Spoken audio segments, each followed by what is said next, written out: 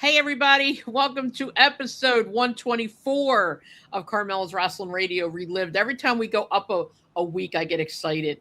Next week is 125. It's half of the 250 that the United States is going to be 250 years old. So Chuck suggested we do something about that. So we'll talk about that later. But anyway, hi, Jeannie. How are you? Hi, happy birthday. Oh, thank you very much. Thank you. Thank you. Rich, how are you? I'm doing good. Happy birthday as of yesterday. Tuesday. Tuesday Was my birthday. Yes, this is my 69th ride around the world, as they say, around the sun. So yeah, thank you everybody, and thank you everybody who listened, everybody on Facebook, everybody from the podcast, Instagram, Twitter. Thank you. It was so nice getting so many messages. Feel old, look old, but it is what it is. We're going to be doing a lot of good stuff coming up.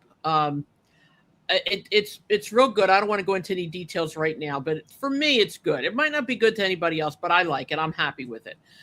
Tonight, we have a very special guest. We have the widow of Wahoo Mcdaniel. And I know a lot of people are like, why don't you have like Roman Reigns on? And why don't you? Because we don't want to. First of all, we probably couldn't get them. But secondly, this is and they won $1 million. Oh, yeah, please. Yeah. And we don't pay people. But anyway, This is old school. And I want to hear the old school stuff, and it's important that people know what wrestlers did in old school. And I like that. And, before we bring Karen on, too, I also want to say some hellos that we normally do. And I'll say it again. We say hello always to our regulars, but thank God we've been getting some extras. So I'm really grateful for that. We have a couple of extras. We have Brianna and we have Jared. So I'm really grateful for that. We have our regulars, of course, Mike Ferreira, who's going to be on our show one of these nights. I have to give you the schedule. Michelle Stern. We have, oh my God. Chuck Langerman. Debbie. Him. Debbie, who's always listening. Dave Shapiro.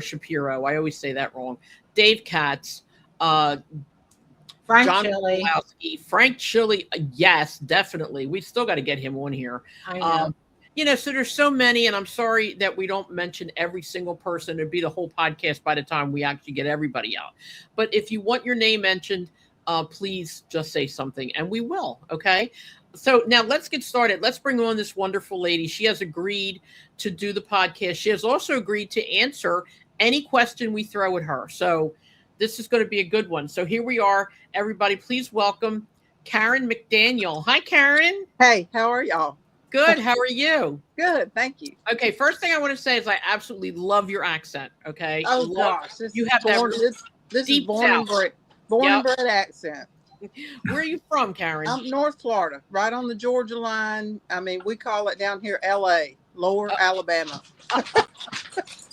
That's cute. I like that. That's funny. We're going to talk about you and Wahoo Mcdaniel. It's funny. Like, we only know dribs and drabs of his personality, of his persona, what he did and didn't do. Honestly, I mean, we could look it up on the internet, but I never really knew his real name. Would you mind telling us what that is? No, it's Edward Hugh Mcdaniel, but his dad went by Wahoo. His uncle went by Wahoo. It was Uncle Wahoo. Wow. That was their Indian name, given name. And I forgot what it means. It means it's not a fish, like the Wahoo fish that a lot of people fish for down here in the salt water. But I've forgotten now what it meant. It was something weird, odd. Is that their nationality? They were Native American? Yes, Choctaw Chickasaw.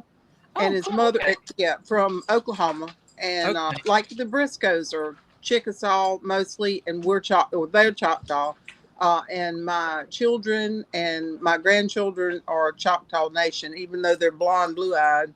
Mm-hmm. They have their cards, and then that's it. The blood depletes too much at that point. If you didn't have anybody on the rolls in 1904 to 1907, you ain't got a chance in heck of getting on the rolls.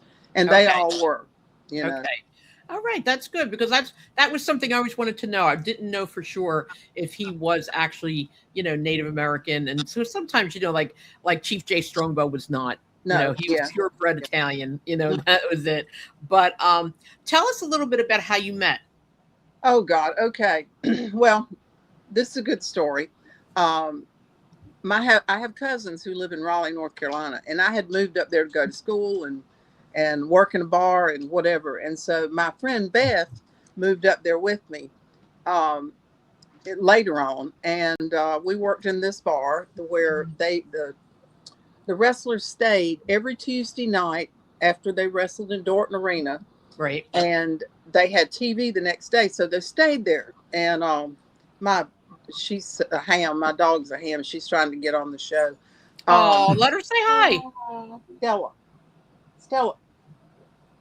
Oh, she's not going to do it now. Oh, well. She will later. We worked there, and we didn't know anything about wrestling. I never seen a wrestler before. You know, I was like, oh, that's a wrestler, you know. And so after a few months, we thought Ric Flair was gay because he had that blonde hair and all that stuff. We didn't know. And so after a few months, about 7 months, Rick kept on, and finally got a date with Beth. And so a few years later, I don't remember how long, but I had seen them in action in there. And they had wives in Charlotte and girlfriends in Raleigh. And I kept telling, I said, Beth, I don't want to meet a wrestler. You got to meet this one. You got to meet this one. You'll love him. I know he's a lot older than you, but I was an only child and brought up around older people. And I said, I don't want to meet a wrestler. And so I went in there one night. We were off, and Beth was there with Rick. And here he walks in. And I remember looking at her and my other friend, Georgia, looking at him like, I told you I don't want to meet a wrestler, you know? Yeah. And 30 minutes he had me. We talked about everything, fishing and hunting. And I'd grown up doing all that. And so had Beth. And just, I don't know. It's just, I was like, wow, this is a real man. I mean, he's not fake. There's nothing fake about him, you know, whatsoever. So, but that's how we met. And we got married 6 months later. Wow. 6 months later? Yep. Wow, you didn't play. He had just been to Japan, and he'd gone to Midland, Texas to his mom's house. And he said, look, I'm going to be here for a while. He said, out here for a while. And then I figured I'll go down to Del Rio and go hunting and fishing. And I figured we'd just get married. Yeah. And I said, okay. I don't know. That's a heck of a way to ask pretty somebody easy. to marry him, but I was all for it. I just couldn't. I love being around him. He was just somebody so interesting, you know. Right. And how long were you married up until he passed? 21 years. Yes. Wow, that's great. Yeah, hey, I said I was number 5, and I lasted the longest. Well, yeah, you were number 5. I was number 5. Well, you know, maybe you just had what it took to hold on. Well, we just got along. You know, we just got along. I mean, he went fishing and hunting, and I either was invited to go with him or stayed home. It wasn't like anybody was jealous of anybody. We had a time we separated and all that, but we never got a divorce, and you know, lived next door to each other, just about on top of each other. And then when he got really sick, I wanted to move home because I was only child, parents aging, and I didn't want to move back to Tallahassee or north of Tallahassee. So I said, I'd grown up coming down here to Panama City Beach and Mexico Beach, and I said, I want to move there. And he said, okay, so we did. Wow, that's nice. Now, how many children did you have with him? 3. Oh, we had 3. Mm-hmm. Okay. Well, we had 3. We had 3. Zach is with us. He's 37. He and Reed Flair were 9 months apart. And they kind of grew up together in Charlotte a good bit before, you know, things, you know, got busy. But we had, then let's see, what was I going to say? I think, I'm not quite sure how old Wahoo was when he was born, but then Nolan and then Storm. Now, Nolan was really sick at birth, no birth defects, just really sick, and in a NICU for about 11 months. Wow. And he had some issues that procedures they had put him on had caused. He had sacrificed one carotid and all this. So he was he had seizures and things like that sometimes, and he was a little delayed and wore oxygen until he was like 9 years old. That's back when you had to carry a tank and a kid on the hip. And but he developed into a pretty interesting young man. And he graduated from high school and worked at the Goodwill close by the house, Nice. and he was a lovely child. And then Storm came along, and this is, I know I sound like I've dealt with this. Anyway, Storm came along, and he was a dolphin tour guide, just like Zach. My oldest son is the captain of the Sea Screamer, which is a big boat that takes 85 people out 4 trips a day, Right. And he's great on the microphone. He's telling them funny jokes the whole way out. But Storm was a dolphin tour guide, and he was leading 10 jet skis out, and a boat came out of nowhere and hit him and killed him. That's been 11 years ago on the 11th. I know about killed me too. He was 6'3", 230 pounds, had a body like Randy Orton. I mean, he was something. He was a grown young man. You know what I'm saying? That's awful. And he was so much fun. Yeah, it was awful. It's been awful. It's been hard to, to really deal with all of that. Just to deal with all that. But it's How do you deal with losing a child, regardless of what the situation is? Yeah. I lost Nolan in 22. I lost Storm in 2015, and then Nolan in 2022. And I Nolan kept living through everything. I thought I'd go first, so I wouldn't have to deal with that again.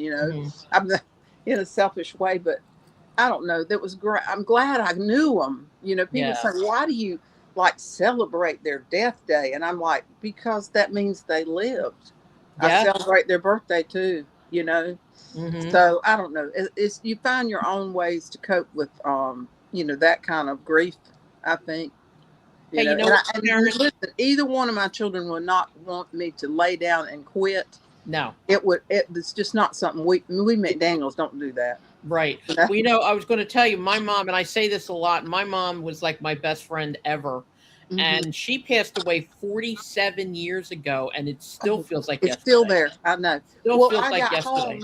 Wahoo died in 2002. My mom died in 2003, and my daddy in 2006. And I had him with me, but they were in their 90s. Yeah. I said to my mama, they said she had cancer, which probably came from a melanoma. And I said, well, I was hoping that she wouldn't do the treatment. She was 93 years old. I was an RN in the ER here. And she said, I said, well, what do you want to do, Mom? She said, well, I really want to parasail. So she did. She went parasailing. Oh, my God. At that age? Yeah. Oh, how did she do? She did great. She and Zach went up together. They locked her in, and he had a camera video, and they videoed from up there. I can hear him talking, Wow. See, that is amazing. I wish my mom had the opportunity to do some of those things. There were so many things that she loved, and she never got to do any of it because, well, number one, we were poor, but number two, the availability just wasn't there. You know what I mean? It was so long ago. Well, if I could say something real quick. We'll let you say something. Go ahead. Well, thank you. And by the way, I think your dog was barking when we were introduced, so it's a real pleasure to meet you, Karen. Nice to meet you. Richard Swartz, is that what it says? Yes. Okay. Yes, and I also lived 20 years in Tallahassee. Oh, okay. Yeah, when was that now? Pardon me? What years were they? 1998 to 2017. Okay. All right. Well, you were close during all this that's happened to me. I'm from Havana, and so was Beth Flair. Beth Flair. We grew up together in Havana, Florida, which is 17 miles north of Tallahassee. Okay. Right. Yep. Well, what I was going to say is that a parent should never outlive their child. No. And on a personal note, my wife and I are also going through the same thing. We lost ours in 2023, and you just try. You wake up every morning and you just try to make it through each day. That's all you can do. That's all you can do, or just lay down and not do anything. I mean, exactly. And I know they wouldn't want me to do that. No, my mom would same thing. She would. I mean, I lost a lot of people. I lost my whole family by the time I was 21. Oh, but Yeah, my mom would never. If she ever thought that I was, just laying it out, she'd find a way to come back and smack me. She would, but but it's still hard. It's hard every year. She died around Easter, so every year, it's hard. It is. It's everything. Like the memories are there, and they're all there. The it's feeling. Like I relive those particular days. Sure. More than the day they were born. I really relive those days. They're hard. Well, I saw on Facebook, and plus you and I spoke on the phone about it, and you go to the beach and you do the things that Storm did. Yeah, we used to do. Yeah, that you did together. Yeah. And I think that's pretty cool. Now, that's got to make you feel some kind of connection, I'm thinking. It does. Because it has to. I even with me, like I cook some of the things my mother used to cook, and I'm like, I think about her all the time. It's like celebratory. Yes. It's a celebration of them. I mean, like where nobody's forgetting you. We've done my son did a paddle out every year for 10 years, and we decided to call it this past year. It had been 10 years. All the guys that were showing up to paddle out were getting younger and younger, but they wanted to be included. They knew it. That's the jobs they have. That's what they do. That's nice. That's really we didn't mean to cut you off, Richard. Yeah, no, he knows by now. I cut him off all the time. I told him, I said, him and Jeannie, if you want to say anything, you just got to jump in because otherwise, forget it. Yeah. But you want to go the same way. I'm a talker. I just talk. Me too. You want to go on to the next question? Sure. Rich. Oh, Ed, sure. Go on to the next question. Oh, okay. Wahoo wrestled in the NWA, WWF, AWA, and Eddie Graham CWF, among other promotions. Mm-hmm. Which territory did he enjoy working the most? I think he probably enjoyed the Carolinas the most. And the reason I say that is that he liked to fish. And there are a lot of lakes around there. He wasn't a saltwater fisherman as much as he was a lake fisherman. And he had all kind of buddies in all those South Carolina towns and Georgia towns. We went fishing all the time around there and hunting. I mean, although I will say he did in Florida too. He hunted with people. I came home one time and he didn't tell me it was in there. There was a hog iced down in my bathtub. Oh. Yeah, I don't know that. I don't know about all that. We lived off of deer meat and fish. Trust me. Yeah, I bet you did, but I don't know about seeing a hog in my tub. I was shocked. I was screaming. Yeah, I bet that. Yeah, did he bring a lot of other wrestlers with him to do fishing or hunting? Did any of the other wrestlers go? Yeah, the Road Warriors went a couple times. He took them to the Clark Hill Dam in South Carolina and caught them a big striper bass, and yeah, they went with him sometimes. They would go. That's cool. It's funny listening to this and thinking of Wahoo in the ring, when he got mad and he did his Wahoo stuff. And, you're thinking about this guy's beating the hell out of somebody and he's angry and he's, and then you think about him going home and, throwing a little thing in the a rod in the water and fishing. It's like weird, to know what sometimes what these wrestlers were like in a private life, Yeah. Now Wahoo, I'll tell you, had a temper. If somebody pushed him, he had a temper. He'd let you know it. But it was usually justified. Right. I mean, I don't see him being mean or having a temper. And he spoke his piece, especially with promoters. He flipped Jimmy Crockett, NWA, over his desk over several times and get fired. I mean, we moved 8 times in 10 years. I said, that's it. I'm not moving anymore. I'm living in Charlotte. Was this because he changed territories or he got fired? No, he mostly got fired, but somebody else would immediately pick him up. I mean, he's a draw. It didn't matter to him. But he had a problem with, them, because back then they were paid by where you were on the card and they were paid by the house. He had me one time in Spartanburg, South Carolina, standing out there with a clicker. I was just going to ask you about that. Yep. Clicking off how many tickets. Yeah. How many people came in the door to make sure nobody cheated him. And he didn't care who knew it. That was the thing to rub promoters wrong. He didn't care who knew it. But nobody really wanted him to go because he drew money for them. Oh, absolutely. But he would call them out and say anything to, and he was the booker a lot too. He was the booker. But he didn't like to go to the office and listen to the whining. So... No way. There was whining back then. I don't believe that. Oh God, yes, it was whining. And whining. Yeah, I don't. Did you travel with them? Did you travel with them on the road? Sometimes I would go to different shows and do things like that. But back then, the wives weren't really supposed to be, at the wrestling. You know what I'm saying? Yeah. But I would go to certain things like that with him. Yes. Yeah, it's funny because back then things were so different than they are now. Oh, they're so different. So different because back then, and I always talk about this because, like I said, we're old school, and I have 62 years in the business, and talking about all this, and I remember those days and how, things were difficult. Wrestlers didn't really make that much money, but they had money to send home. They had to, they had to eat. They had to take care of things. They couldn't bring their families with them on the road. No, they have no money at all. You know what I'm saying? But I saw Tony Atlas at WrestleCon, and he was talking to me, and he said, when he came up, he was real poor, and he said he brought his boots and stuff in a grocery bag, and was going to put it in Wahoo's car. Wahoo said, "Throw that bag away." He said, "Well, Wahoo got my stuff in it." He said, "I got you a bag." And he gave him a Miami Dolphins bag that he had when he played for the Dolphins. And he gave him some boots, I think, too, something like that. But he was like, I will never forget. I mean, he was a kind-hearted person. When I met Hulk Hogan the first time in Minneapolis, he met me. Nice to meet you, Ms. McDaniel. He said, "I've always heard your husband would give anybody the shirt off his back." Wahoo said, "Yeah, and I'm running out of shirts." No. Oh, he was funny. He would say some of the funniest one-liners that just came out natural too. Oh, so my he had God, all kind of different personalities involved. That is cool. Jeannie, do you have a question you want to ask?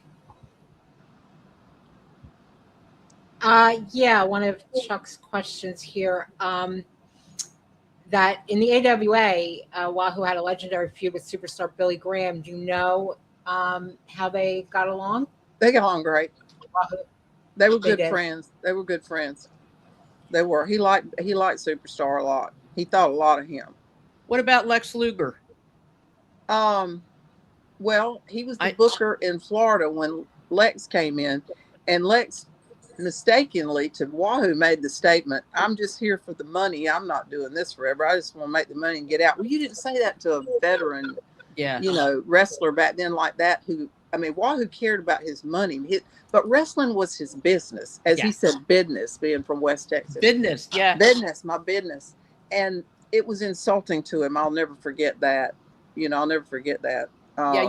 Back then it was more about their life. It was their whole life. Their heart, their pride. I think today it's more about the money. I think today it's more about the prestige, the money, mostly the money, because they make so much money today. Yeah, they make so much money. It's ridiculous. But back then, right, like we said, that wrestlers had to pretty much sleep in the same car together a lot of times. They pretty much had to eat out of the same bag together a lot of times. So it was that he would leave the house at 4:30 to get to one of the towns and then come back and every night. And then he'd be up playing golf the next day or going fishing, but whatever. It made the person happy. Exactly. Now, the one thing I've said about him is that he was so different from a lot of the wrestlers. They didn't have anything else but going to the gym or something like that. He had hobbies. Yeah. And he fulfilled those hobbies day in and day out. It didn't matter what you had to do. He was doing whatever he wanted to do with his hobbies. I was welcome to go, but if I want to go, I didn't have to. Right, right. Cool. Go ahead. I'm sorry. No, that's right. I know that there's a lot of wrestlers that had a good relationship with Vince Sr., but once Junior took over, they kind of went by the wayside. And I think that same thing was with Wahoo. Well, he worked for Senior, and I actually had Vince's number, and I found it in his old Halliburton briefcase. Mm-hmm. And apparently Vince had left his number for him, but I remember Wahoo saying, "Nah, I won't get along with him." I mean, he knew it. There's no point in me going, "I ain't gonna get along with him," and he knew that.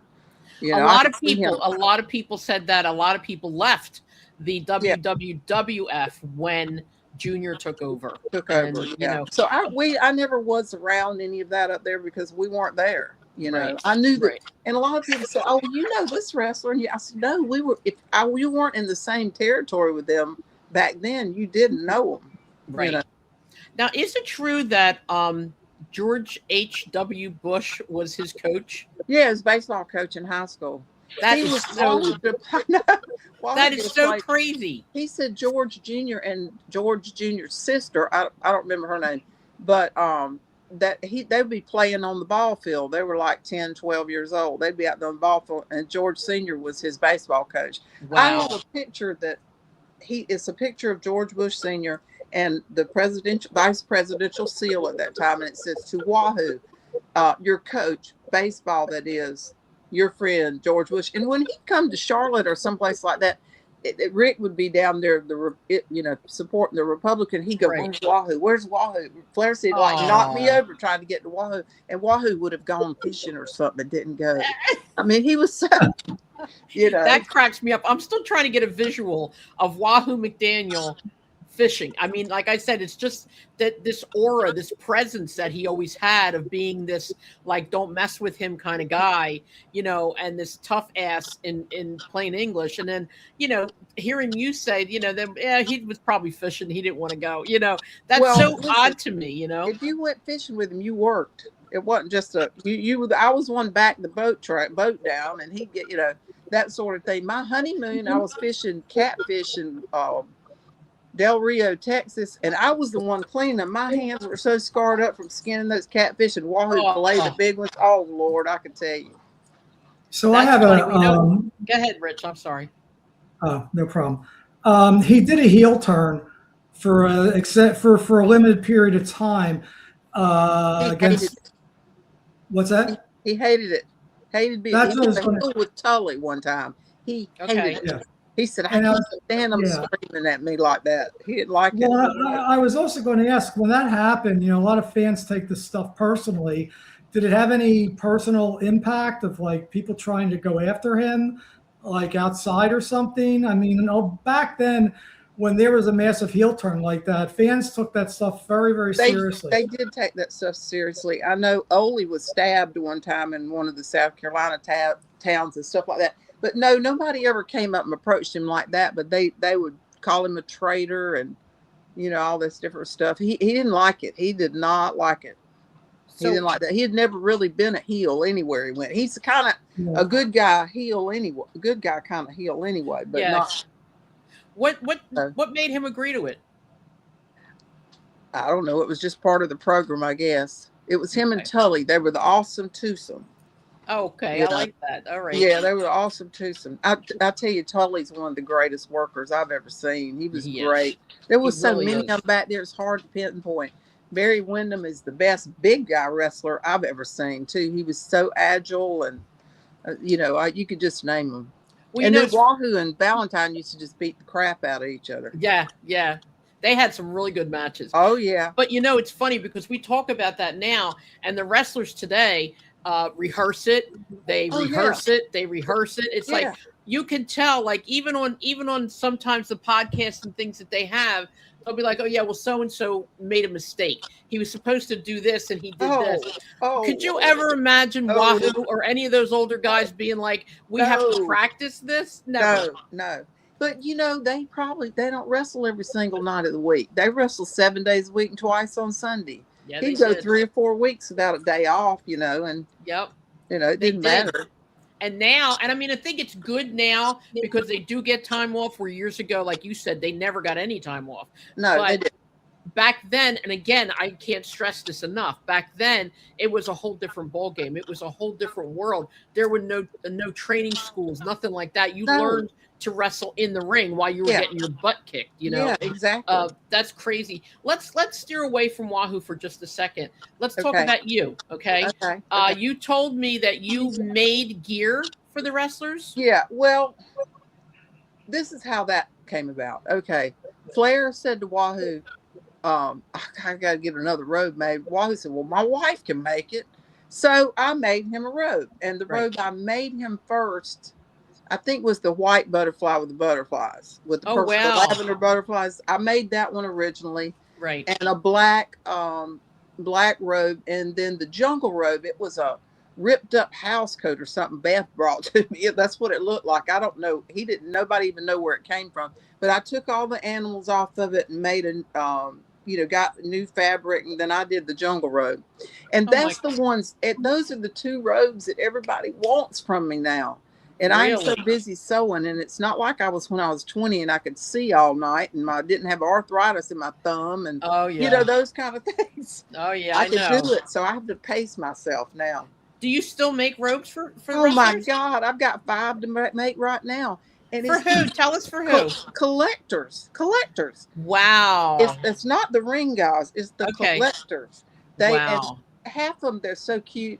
They all got mannequins and taken over their wives' dining room and all kind of stuff. Turned it into their, I've sold quite a few, but I've actually got 5 robes to make right now. 2 butterfly robes, 2 jungle, the white robe with the lavender butterflies, and let me see. Well, I'm making that. I call it the blue nightmare. It's a nightmare, but it's that Starcade 83 robe with the sequins and the. Oh yeah, with the real long, long things. Yeah. Oh my God. Yeah, that's I'm crazy. That one right now. I'm taking it to the gathering. The guy wants me to bring it there so he can show it off. So I'll post some pictures on my Facebook of that. I wish you would. That would be I've great. never made that one. They just asked me special to make that one. So yeah. So do you still hang out with Beth? I don't see her much since I moved down here. Her I talked to her mom some. Her mom comes down to Mexico Beach sometimes. They have a beach house down there, but nice. I don't. But she's busy with Ashley doing it, Charlotte, and I'm sure all that. So yeah, that's very cool because she's the wife of Ric Flair's 4 children, and no, 2 children. The 2? First 2 were from the first wife. Oh, okay. So wait a minute, Charlotte's not hers then. No, Charlotte is hers. Charlotte and Reed David. were hers. All right, and David and Megan. Megan, yeah, David and Megan are not. Yeah, okay, they're the other 2 that aren't. Yeah, but we had David. I remember him at 2 or 3 months old. We had him. Well, I say we. Me and Beth had him in Charlotte together and kept him in the summer. And then Megan was like 5. So I've known them that long. Yeah, that's crazy. Yeah. So what's it like knowing Charlotte? I'm sure you know her. Oh, she's a sweet girl. Is she? She's a sweet girl. I've got pictures of her and Reed and Zach out by the swing set. I saw it the other day on something. And Wahoo's out there pushing them on the swing set. You think about they're regular people too. Well, of course they are. And that was another tragedy for them to lose Reed. Yes, it was. That was a horrific thing to happen. I mean, anytime any parent, it's hard enough to lose somebody that you love, period. Yes. But anytime a parent loses a child, I can't even imagine. Anytime a parent losing a child is horrific. It's because the old adage is we're supposed to go first, and they're not supposed to go before us, but that's true. It is what it is. But I wanted to ask you too, if anybody else wants to jump in here, you can jump in. I'm just going to roll through these questions and let you stop me. Okay, Rich, anything else? No, I have questions. Go ahead, all right, you're in a roll, Carmela. I know. I'm sorry. As usual, are there people that from the older days that you stay in touch with in the wrestling business that you're still friendly with and you hang out? Or Michelle and I talk to each other every so often. That's Dusty's wife, Cody's mom. We talk, and Barbara Goodish and we go to these shows together. And it's we love her. Yeah, we love her. It's so funny because she is so demure and sweet and quiet, and I'm not. And she talks about her husband, Bruiser Brody, that he was so different at home. He was very quiet. And I said, well, Wahoo was Wahoo wherever he went. He was bam through the door, and that was it. But we do these shows together, and we sit together and sell our books and whatever. We have a good time together. Well, she was on our podcast. Felicia, that was Big Mama. She was Jimmy Valiant's wife at that time. Okay. Yep. Yeah, we're all still. You don't ever get out of that life. You don't ever completely let go of those people because they're the only people that understand how you lived. Yeah. But once it's in you forever. Yeah, it really is. Because we've had Barbara Goodish on our show several times. Oh, she's a doll. Just to see her, like she's this big. And being married to Bruiser Brody was like crazy, She's the sweetest person. She's very sweet. Couple of weeks. Yeah. Yeah, she's very sweet. Go ahead, Rich. You were still finishing.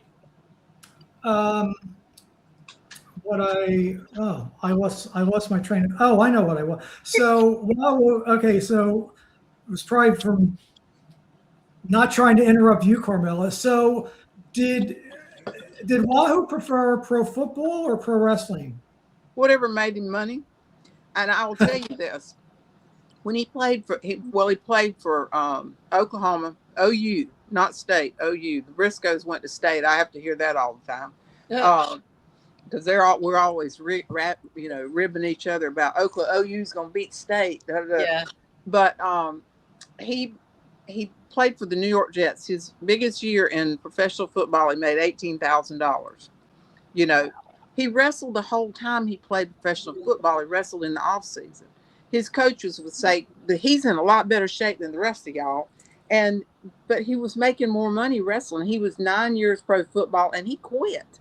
Wow. He didn't make the team the next year. He quit because he was making more money wrestling. That's crazy. I know, isn't it crazy, Rich? It is crazy. But back then, now you're saying $18,000. Well, that was a good bit of money, but that still, was good for back then. That's what I'm saying. Think about it now, though, what these guys make. What a middle linebacker playing for the Jets would make. I know.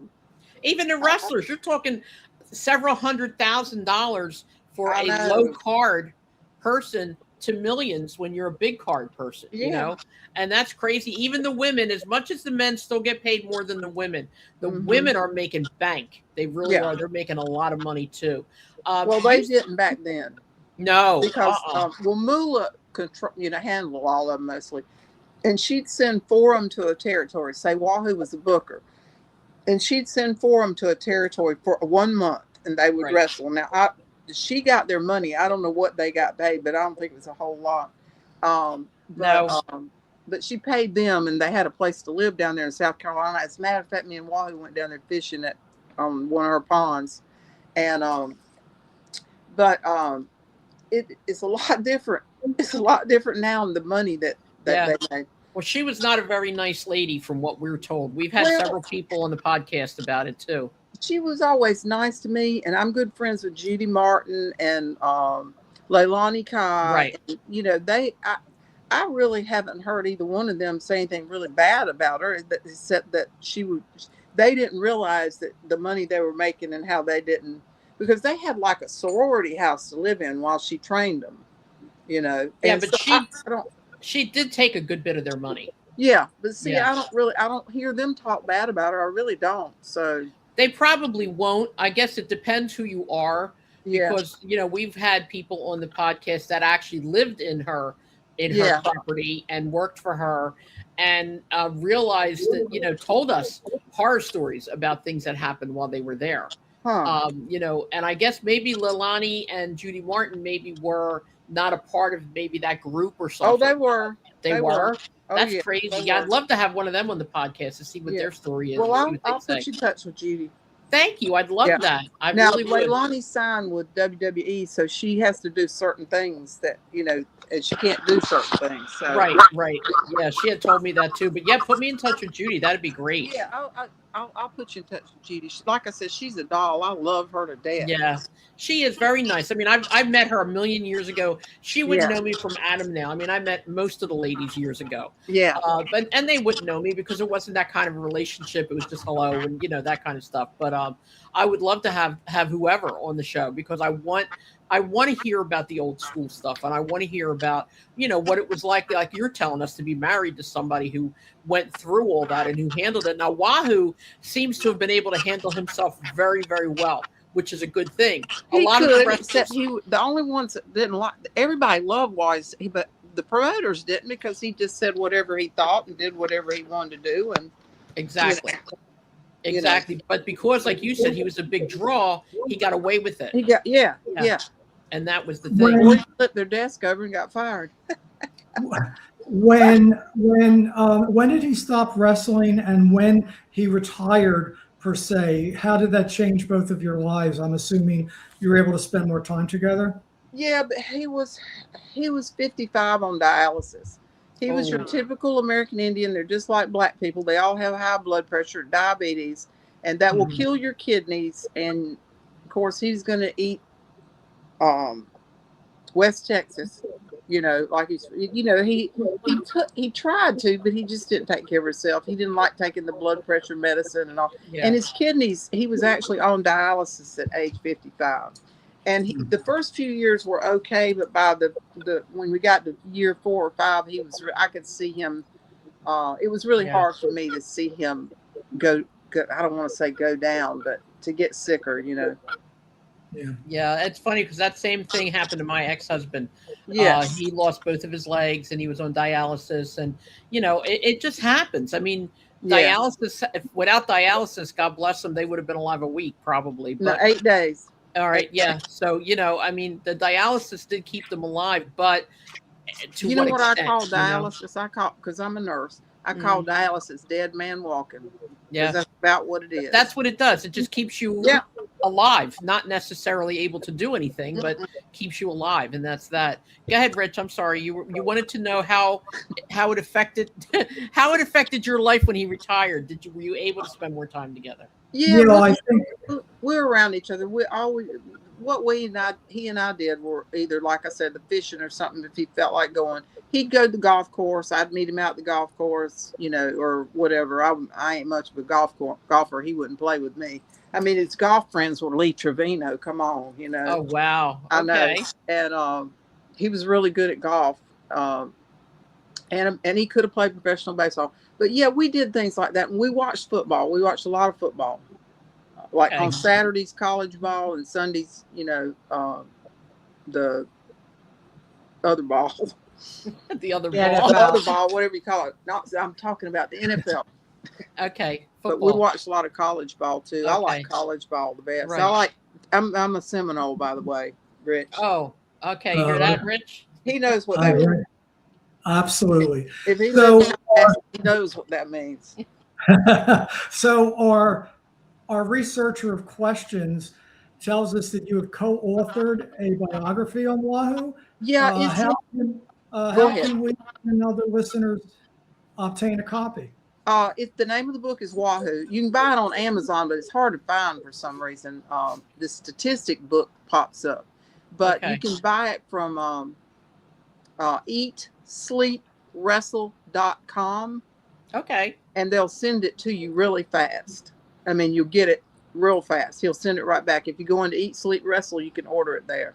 John Cosper helped me write. I had several people want me to do a book, and I didn't want it to be this book where you read all this, from beginning to end, What I wanted to do is us interview different people and get their stories. Well, there's more stories in there.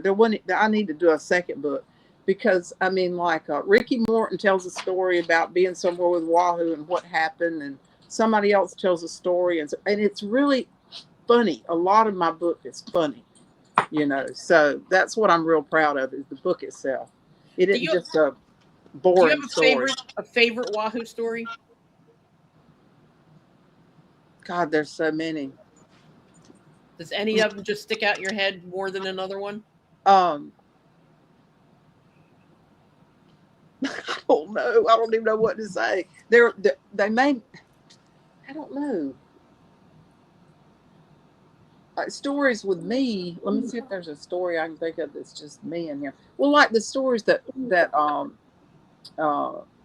Ricky Morton told about them being in Bennigan's, and I don't know who made him mad, but he had the dishwasher in the kitchen drowning him in the sink.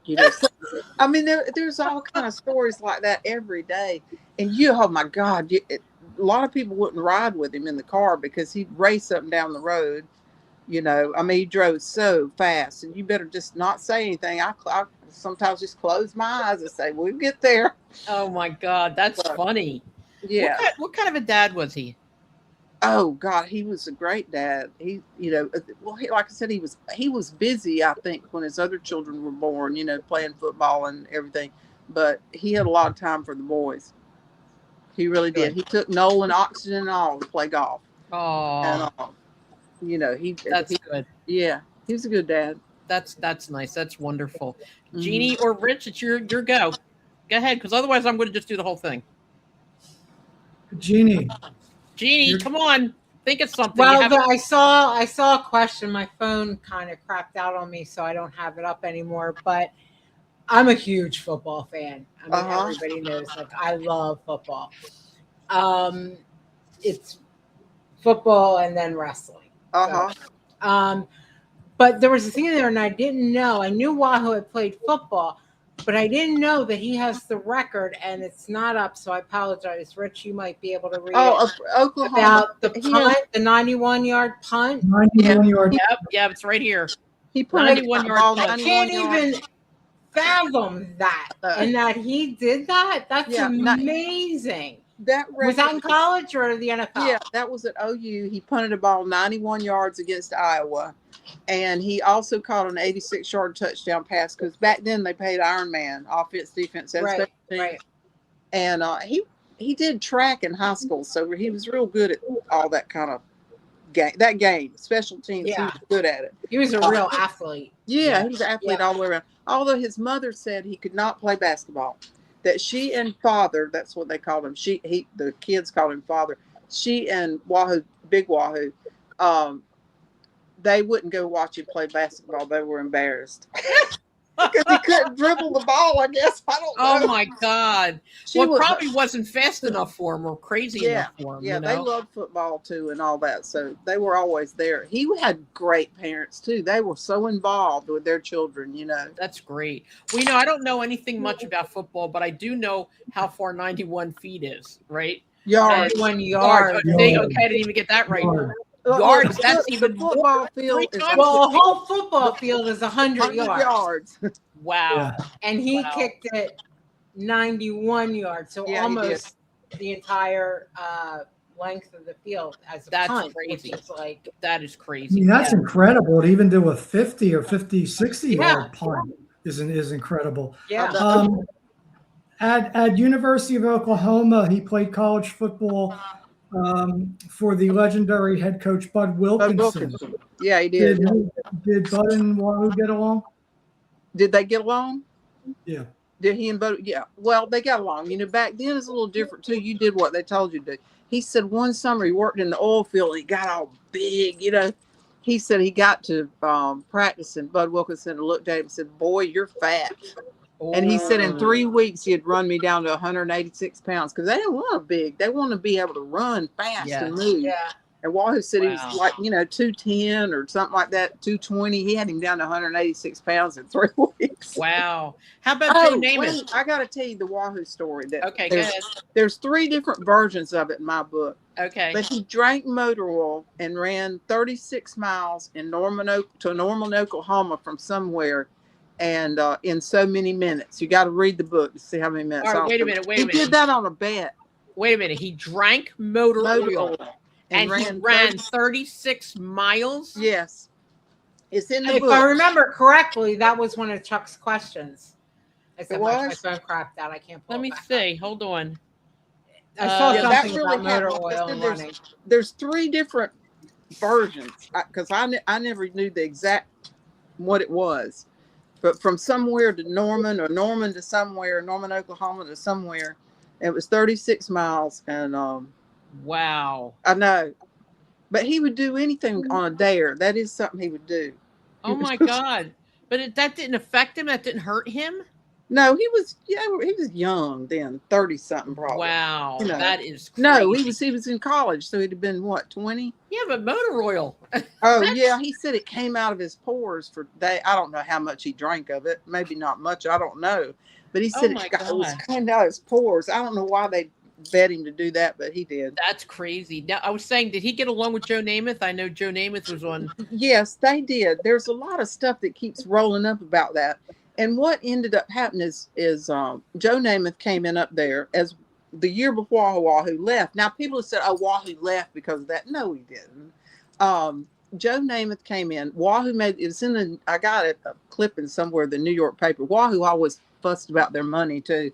Mm-hmm. He was upset that they would pay a starting player right out of college who you don't know where it's going to make it in the NFL, $400,000 a year, and they're only paying me $18,000. And he voiced it in the New York paper.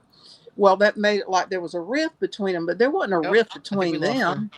There wasn't anything between them. And what happened? Motor oil. Yeah, the Miami Dolphins had started an expansion team, and Wahoo was the first one picked in the expansion team for the Miami Dolphins. And he really wanted to leave New York and get to Florida so he could dive under the bridges and spear those 250-pound Jewfish. So he left New York to go to Miami to really Jewfish.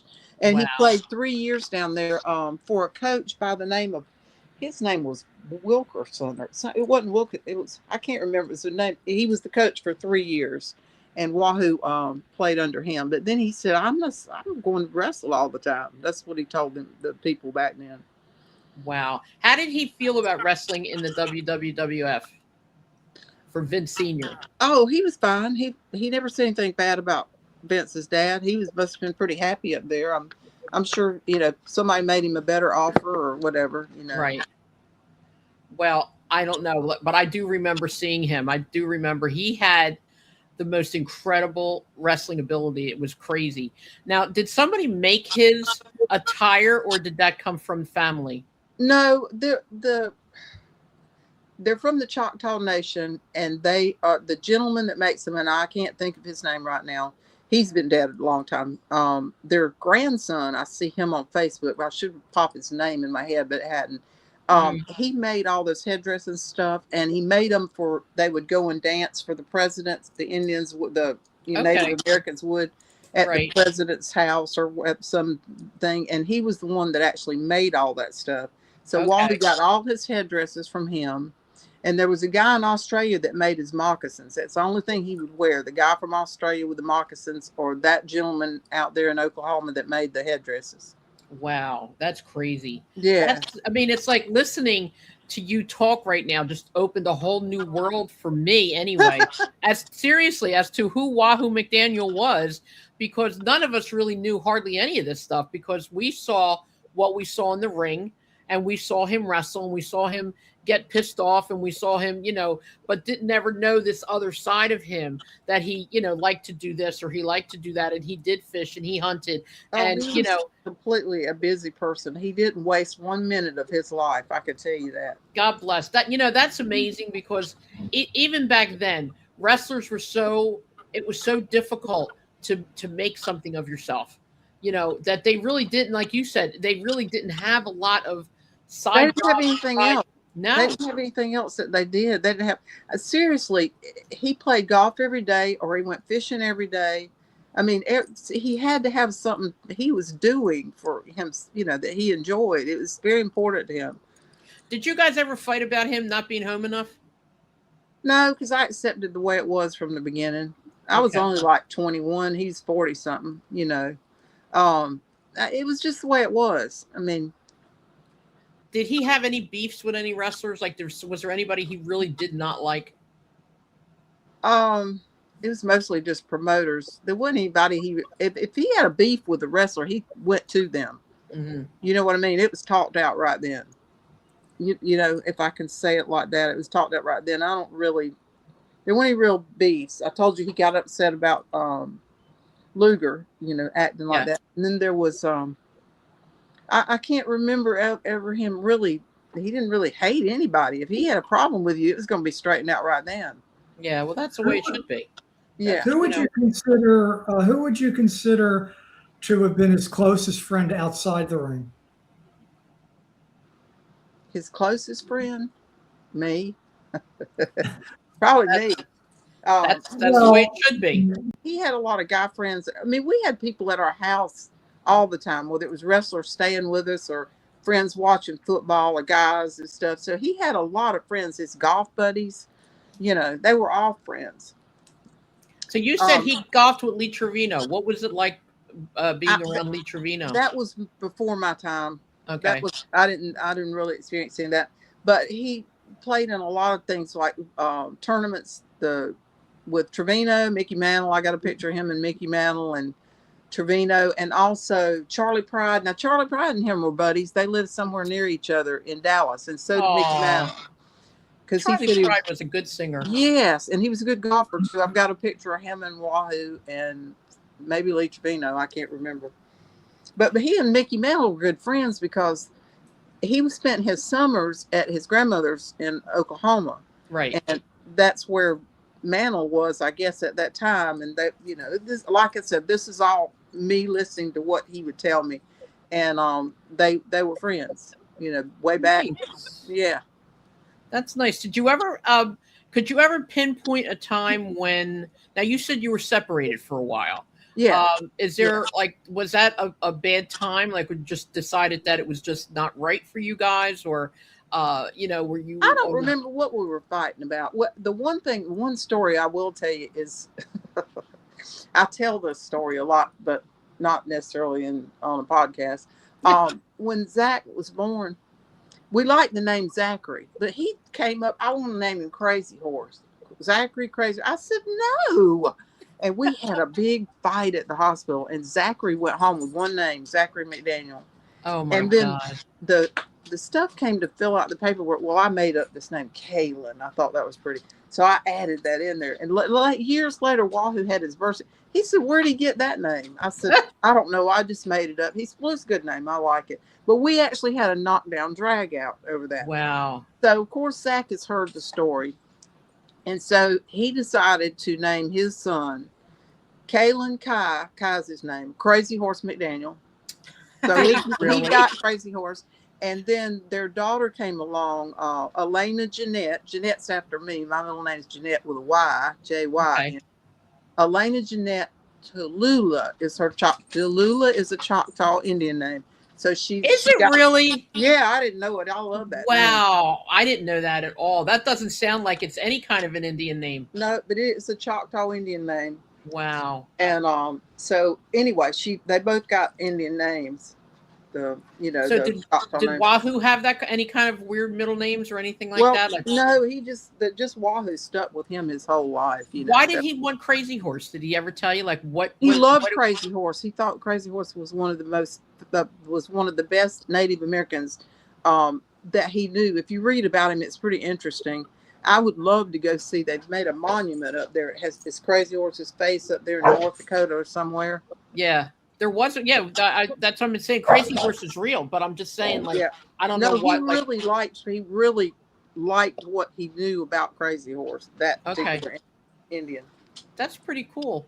So, is anybody in his family does have a Native American name, or just regular? No, Margaret, Dana, and Ed Wahoo McDaniel. But like I said, they called father. That's what they called his dad. The children did, but everybody else called him Wahoo. And his father's brother was called Wahoo too. I don't know.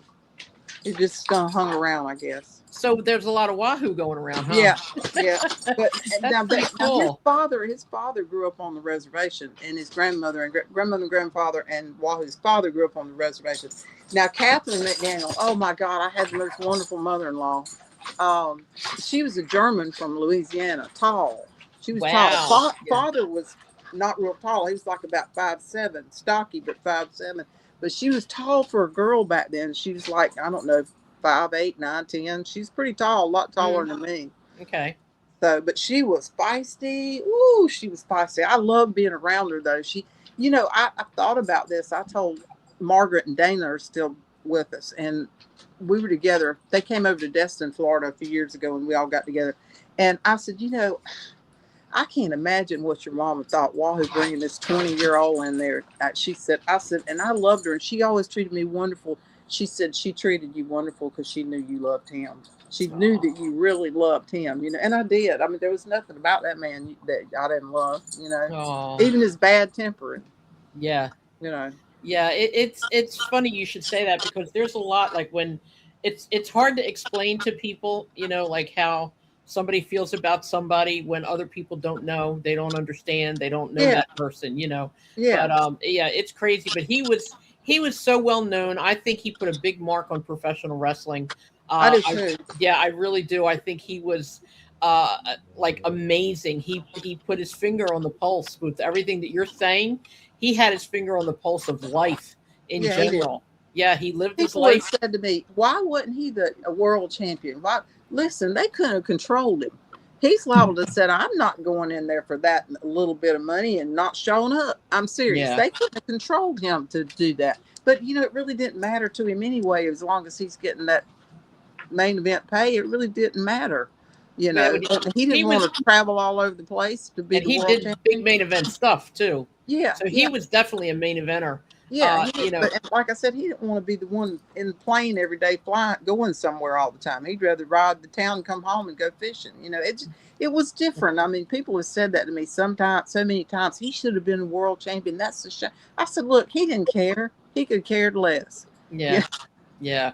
But that's good. Like you said, he lived his life. He lived every second of his life, and he, you know, I don't think he would have any regrets for anything that he did. I don't think he would either. No, I don't think so either, because it sounds like he fulfilled what he wanted to fulfill, and he had a family, he had a wife, he had children, he had football, he had wrestling, he had fishing, he had hunting, he had golfing. I mean, come on, that's a big resume right there. It is. And I don't know that a lot of people that were in the wrestling world back then could say that. No. You know? I mean, that's you a wanted lot to be around. Listen, you just wanted to be around them. You know, there are people they have that charisma. You just want to be around them. Yeah. And he was like that. See, now I'm sorry I never got to meet him. Mm-hmm. Well, he sounds like, you know, it's really great to hear all this stuff. He sounds like a WWE Hall of Fame candidate to me. Me too. They listen. That's what me and Barbara and Animal before he died. He called me and Barbara. I said, do you believe that? They just put them, and they didn't even call us, didn't tell us or nothing. They put Wahoo and Brody the same year in the Legend Hall of Fame. I call it the Participation Award Hall of Fame. You know, they didn't call any of the family. We didn't get a ring or nothing. I said, Koloff's wife got a ring and all this stuff. We didn't get nothing. We didn't get a call. We didn't get a ring. We didn't get nothing. But no offense, but I mean, at least they were. But half the people that are in there do not deserve to be. No, in they there. don't. They don't. So I mean, and it's to me, it's a joke. It's an absolute joke. I agree with you. The Hall of Fame. And the people that deserve to be in there, so many of them are not. Right. And not exactly. That's why it's a joke. Yeah. You know, and the thing is, there's not even a building that you can go to go watch or see. They don't have anything. It's all on TV. It's all big hype. And you know, the worst thing, the one of the worst things is that China is not even hardly ever mentioned. She's not in the Hall of Fame on her own, and that's something that, you know, we're going to talk about again at another time. But Karen, I loved having you on our podcast. This was great talking to you. Oh my God. Would you be available to come back again with more stories? I know you have more. I'd love to. I'd love to. We'll have to get Barbara Goodish and Karen on at the same time, and maybe Darla Scott. Are you a part of the Cauliflower Alley Club, Karen? I've gone right after Nolan died.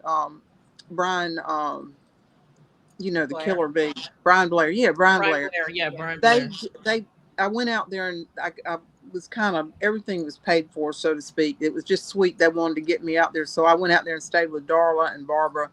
And I was going to try to go again this year, but it's jammed up to the gathering, and the gathering wears me out. There's so many people there, and they all want to talk, and they all, you know, and me and Barbara are busy. Now Barbara will go because she and Darla, they kind of do a lot of with the Cauliflower Alley. But it was great the time that I went. I hadn't seen Medusa since the 80s. Yeah. And I said, Medusa. And she looked at me. I said, do you know me? I said, it's Karen McDaniel. She started crying. Oh. And I loved it when she went in the Hall of Fame. You know what she said the first, because Wahoo was the booker up there when she was around. She said, the first thing I want to do is thank the late, great Wahoo McDaniel for giving me a chance. But she didn't work for Moolah or any of them. They trained her up there, and Wahoo hired her as in the business. So that was what she said. I want to thank the late, great Wahoo McDaniel for giving me my first chance.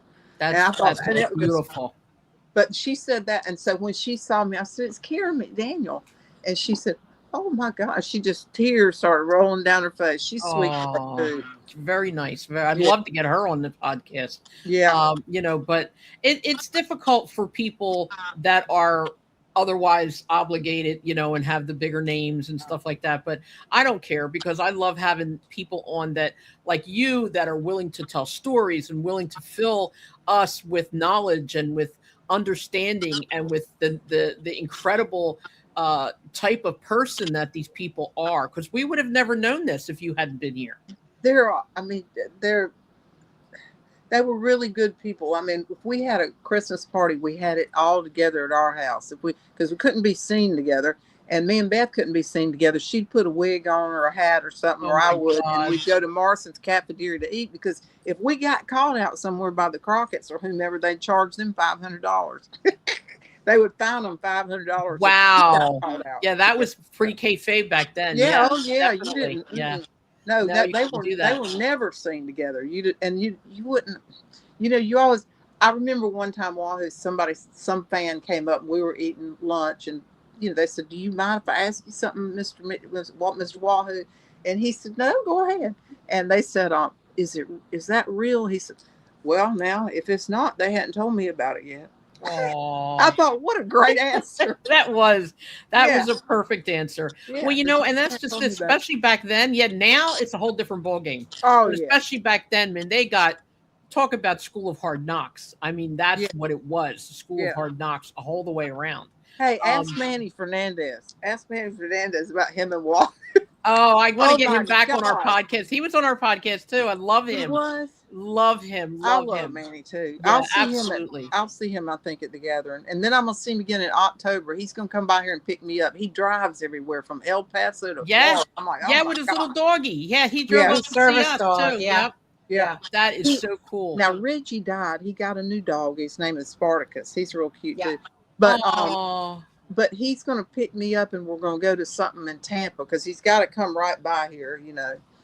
So and it's in October, something nice. That we have in October. I don't know what it is. Well, when you see him, you tell him we asked for him because we want to bring him back again. I mean, there's certain fans, the guests that we've had that I would have on our podcast 25 times. Yeah. And never have the same story twice. Yeah. That's how crazy love that these people have for these wrestlers, and the stuff that they've done is unbelievable. Like today's wrestlers, everything that they live, their whole life is on social media, but like back then it was such a hidden thing. It was different. It was kayfabe. It was very different. Quiet. Very different. But it was very respectful too. It was a very respectful to each other kind of promotion. Yes, very much. And you didn't know a lot of things about, you don't have any, I mean, Baron Von Raschke was an English teacher. Come on.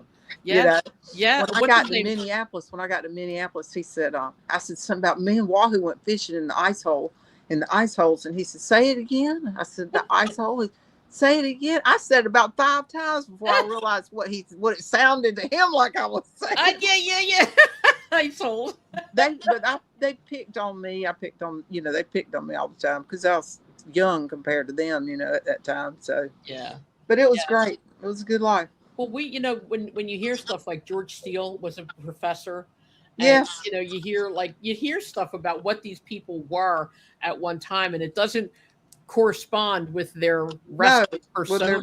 Well, I'm gonna tell you what you saw. Wahoo McDaniel. That was Wahoo McDaniel. I mean, he was tough. He was strong. He was, he just had that persona, and that was him. But we never saw the gentle side in the ring, though.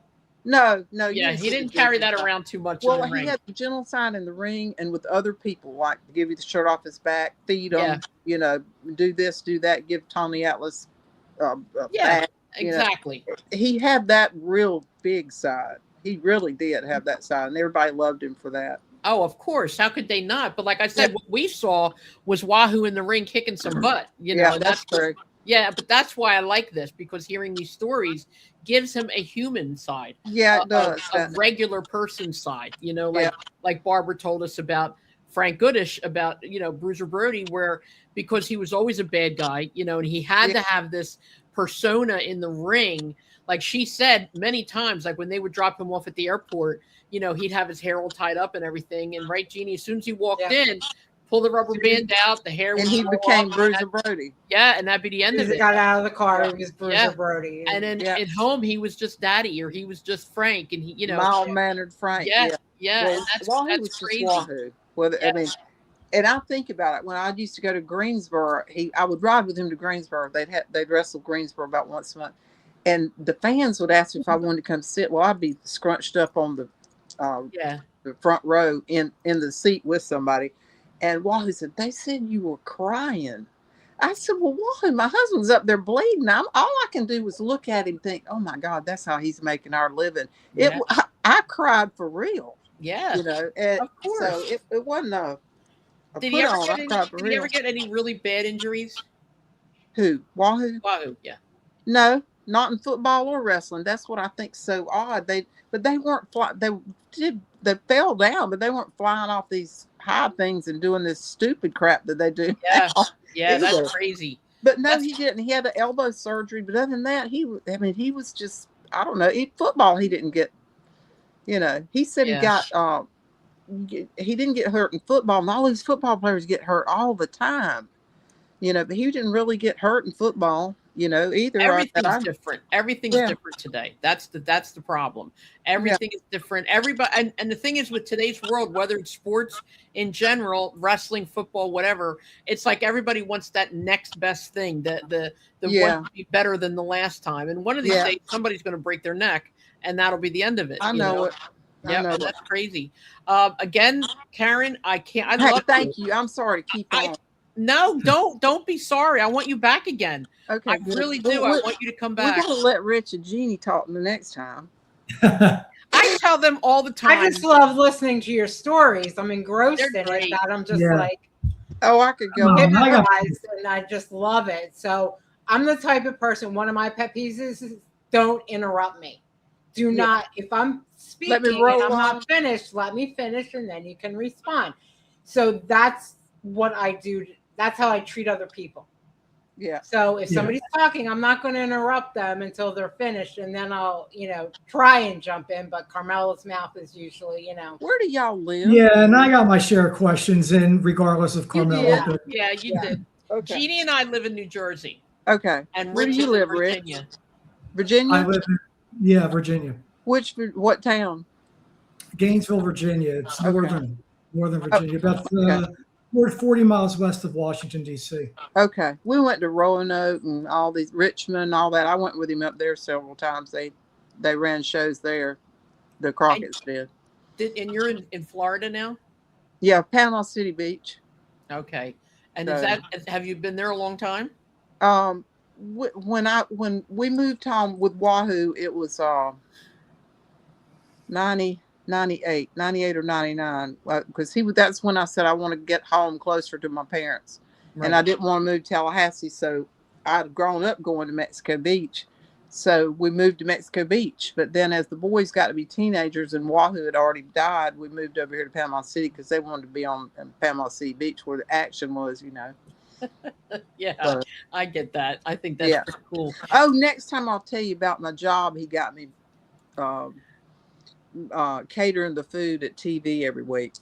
Okay. No, save that for next time. Save it. Because I want you to come back, and hopefully maybe we can have you and Judy Martin, or you and Barbara Goodish, or you with some more all three. Yeah, all three. And could you give us the site to get your Wahoo book again, please? EatSleepWrestle.com. All one word. EatSleepWrestle.com. Okay, EatSleepWrestle.com, everybody, because I want that book. I want to. You gotta read it. It's a funny, good read. It really is. It's not boring. Great. I love it. I love it. I love having you here. It was so wonderful. When I came across your name, I'm like, I gotta try. I have to try. And I didn't know anything about you, anything at all. I just said, you know what? I'm going to jump right in. Either she's going to do it or she's not, But thank you. Thank you. It was an honor. It was an honor. It was an honor for me, too. I enjoyed talking to you. You are an amazing guest. Thank you so much. Forget them. Take care. Bye-bye. They have to jump in every once in a while, But thank you. Thank you so much. You have a great weekend. Me and I'll get Manny to come on with me. Oh, my God. Bring him. Absolutely. Wouldn't that be cool?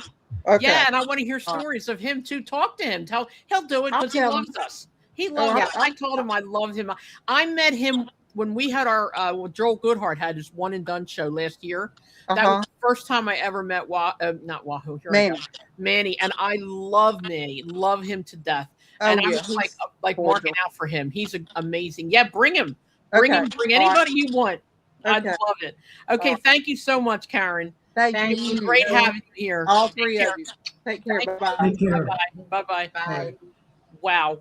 wow, what a story she had. Oh She's my amazing. God. God bless her. Oh I my God. never knew half that stuff. I about didn't either. Wahoo. I Oh didn't my either. God, I didn't know anything about amazing. Wahoo. What an amazing human being. What an amazing man.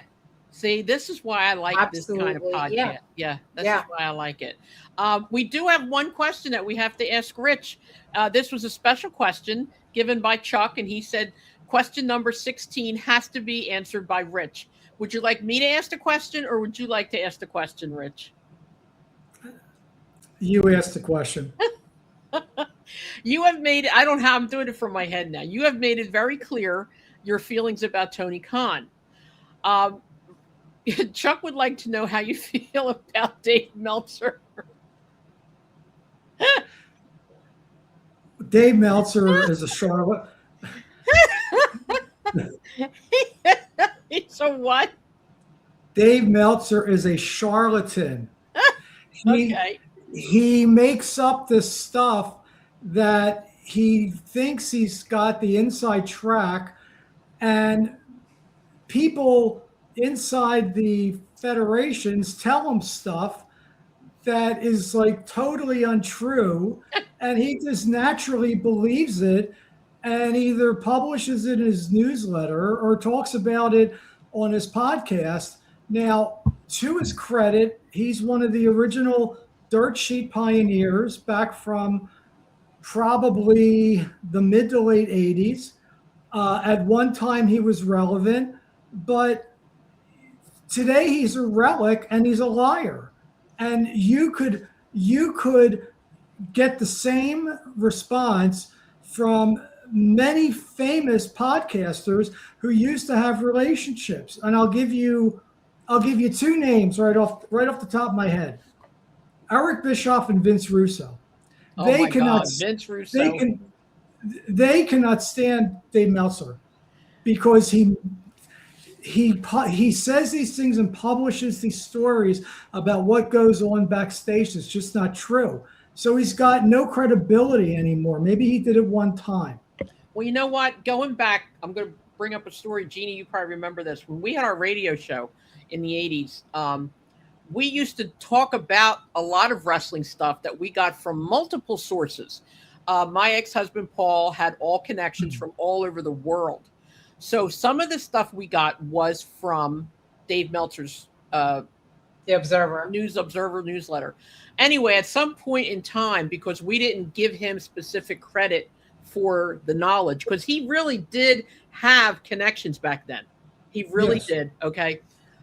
He called us. What was that politician's name who used to use other people's words? I forgot his name now. There's a politician who always used, like, in other words, like if somebody said, I like tan or something, he would say it, but he would use it as his own.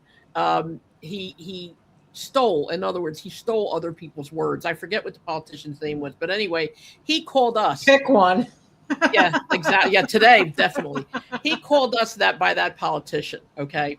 And I was like, wait a minute. There's no law that says we have to give you credit. Today, maybe, yeah. But there's no law back then that said we had to give you credit because none of this was original. The information that he had, he got from other people anyway. Today, like you said, I'm not 100% sure that he has his connections that he says he does. And like you said, if they're giving him the wrong connections just to joke with him and he's going with it, that kind of doesn't make him look really good. Well, I will say one thing. One of his, I guess, competitors going back to the mid 80s, who also had a dirt sheet, Wade Keller from Pro Wrestling Torch. Okay. I think that he has a lot more credibility and vets his sources and is a lot more honest and credible and doesn't just make up stuff. And he was also, one of the pioneers. I used to subscribe to the newsletter when I was a teenager, and I would look forward like every week to having the Pro Wrestling Torch newsletter delivered to my mailbox because of the stuff that he would put in there. Exactly. So And, you know, he's got a podcast and, you know, everything's digital now. I mean, you can still get the paper newsletter, but, you know, most people that subscribe to him are going to get PDF copies of his, you know, weekly newsletters. Yeah. But, you know, he goes back probably as far as Meltzer, but I think he's much more honest, credible, and vets his sources. Yeah. Well, back then, like I said, back then it was a whole different ballgame, because back then there was no real TV, there was no internet, there was nothing like that. So yeah, if Meltzer came up with an answer, or anybody came up with an answer that said, you know, so and so was in a car accident, wow, it was like, oh my God, he really knows this. Well, that's because, yeah, it did happen, but nobody knows about it because back then the territories, and back then there was no real big way of transporting information from one place to another other than having a newsletter or something like that. And then we came along with the talk show on the radio, which was the first one, you know, and I think everybody kind of like got on their horse about us. They really didn't like us that much because the information that we got, sans Dave Meltzer, the information that we got was real, and it was from all over the world. So again, like, you know, I'm not saying anything bad about him. What I'm saying is that things are different now than they were then. Like now, I would never presume to say, you know, yeah, I know what's going on right now, because I don't. You know, things change from day to day to day, and everything that you see on the internet isn't really real or true half the time anyway.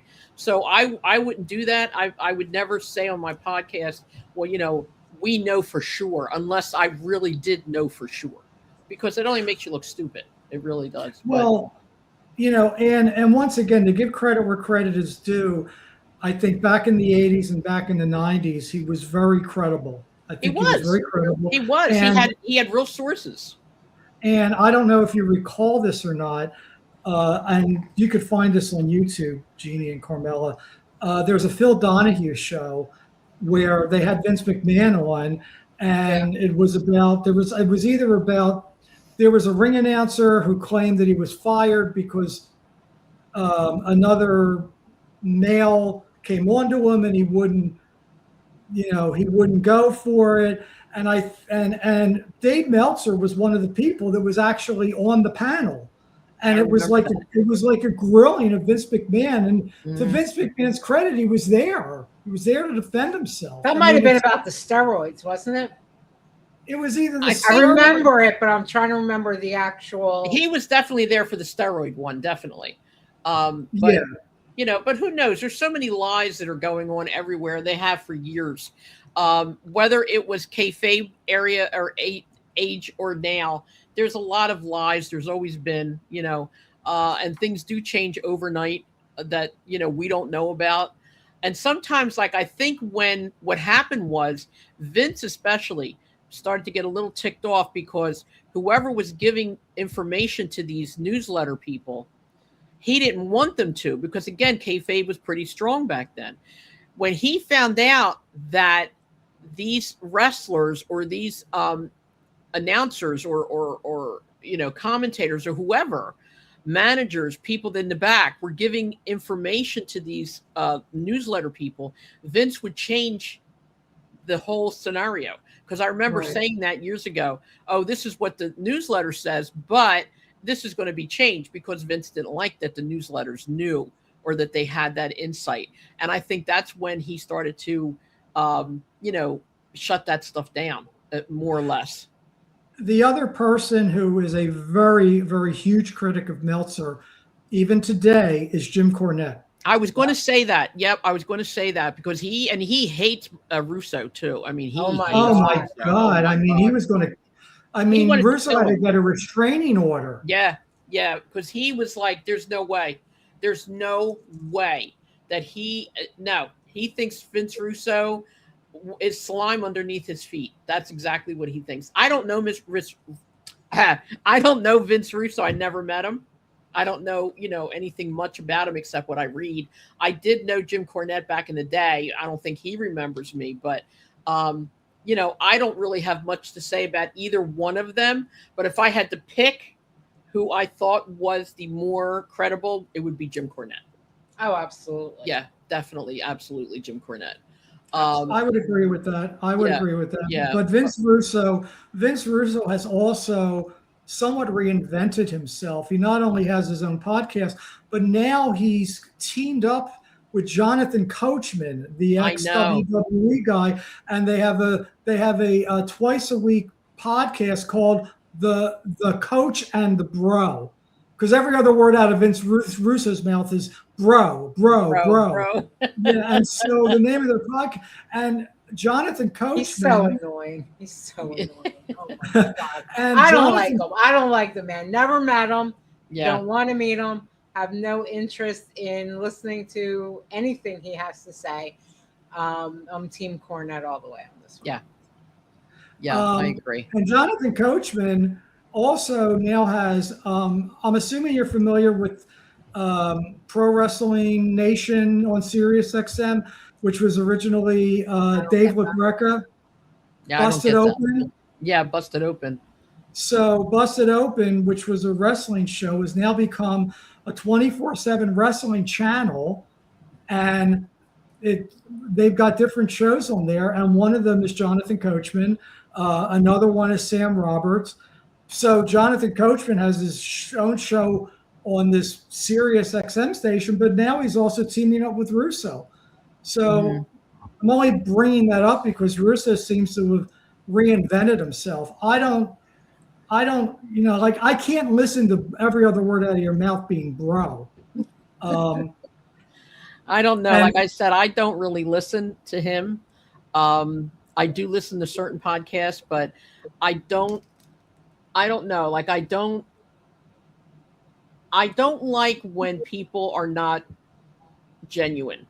And I don't see him as very genuine. And I don't know, because I even asked, and I'm going to say this publicly. I was on Twitter and I commented on a couple things that Dave Meltzer said, and he answered me. The second I said to him, "Do you want to do my podcast?" he hasn't answered me once since. And I guess that was his way of saying no, but whatever. It is what it is. Gee, that sounds familiar. Kind of like not returning emails from somebody that I won't get into. You are too funny. You really are. You are so funny. That really stuck a pin up your craw, didn't it? Yeah. Did you like that text I sent you last night? Tell Jeannie what I said to you. Oh, wait. You got to be kidding. I got to find it because I don't remember my name. Let's see. Hold on. Where are you? Here we go. Okay.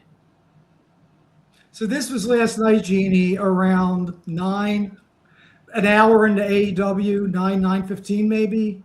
Okay. Another stellar booking performance tonight by that freak of nature, Tony Khan. And I said to him, LOL, your friend, right? He never answered. Not much to say on that one. It was good. I loved it. I didn't see all. Yeah, I didn't see it all either. I was slipping between. I forget what I was slipping, but anyway, yeah, I did watch. Yeah. And it's getting good. Matter of fact, I'm going to finish watching it tonight. But it was nice how Swerve was talking to Will Ospreay and said, "Your wife doesn't even know. Congratulations, by the way." So they kind of snuck that in that he got married. They only had one picture on the internet of Alice, who is her real name. Her real name is Alice Walker, Alex Windsor, and he getting married. So it was a nice picture. It didn't seem like it was that big of a fandango. He had on a regular suit, and she had on a real pretty dress. She had her hair done nice, and that's it. So we'll see what happens. But I'm going to finish watching the AEW tonight, and then we're going to go from there. So anybody who's going to have a long weekend like me, I'm very grateful. I hope you guys have a great time because we're off because of Juneteenth for tomorrow. And of course, as much as I don't want to do anything on the weekend and in the summer, I'm going to. I'm going out tomorrow. I'm going to go see Debbie on Saturday. I have a few other things I have to do. But Sunday is my day, like God said, my day of rest. I do nothing on Sunday. So that's that. But anyway, thank you to Karen McDaniel. Oh, my God, what a great lady and what a wonderful interviewee she was. Thank you to Rich and Jeannie. I love you guys. Thank you so much. Is there any final words that anybody has before we cut off? No, I can't think of any. Okay, Rich. Not to beat a dead horse, Carmela, but are the Death Riders faces or heels? Still have I no don't idea know. after last night. No, I want you to say goodbye to Tony Khan. Tony, if you're hearing this, you curly-haired freak of nature, your booking sucks. How's he ever going to make us bookers? Day. How's he going to make us bookers now if you insult him on the air? Come on. That's not going to happen now, Rich. Well, you know what? Then he can make you the booker. That's not going to happen either. Don't worry about it. Tony Khan is farthest away from us than the farthest star in the sky. Trust me. Yes, but anyway, enjoy your father's billions so you can live out your childhood dream by booking crap. Enjoy yourself. Okay, we're leaving. Have a great weekend. I love you guys. See you later. Bye. Bye-bye.